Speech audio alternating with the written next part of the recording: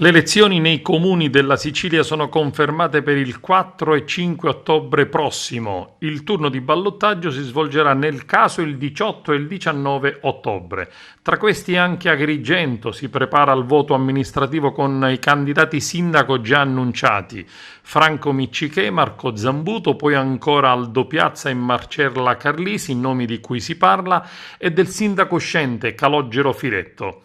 Intanto con soddisfazione l'assessore regionale agli enti locali Bernardette Grasso dichiara rispettata la tabella di marcia che avevamo concordato. Le elezioni che per via dell'emergenza sanitaria hanno subito lo stop forzato potranno svolgersi regolarmente il prossimo autunno.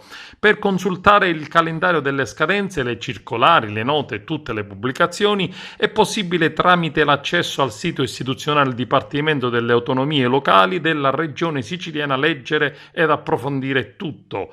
La competizione elettorale interesserà 61 comuni che sarebbero dovuti andare al voto tra aprile e giugno e a causa Covid si è ritenuto utile spostarle in autunno. Pertanto le elezioni saranno accorpate a quelle del 4 e del 5 ottobre in primo turno e con turno di ballottaggio il 18 e il 19 ottobre prossimo. In definitiva, tutti i comuni che andavano al voto in forma ordinaria sono stati spostati ad ottobre ed anche alcuni comuni aggiunti per effetto di dimissioni dei sindaci, ad eccezione di Vittoria e San Biagio Platani, sciolti per mafia, che andranno ad elezioni tra ottobre e dicembre prossimo.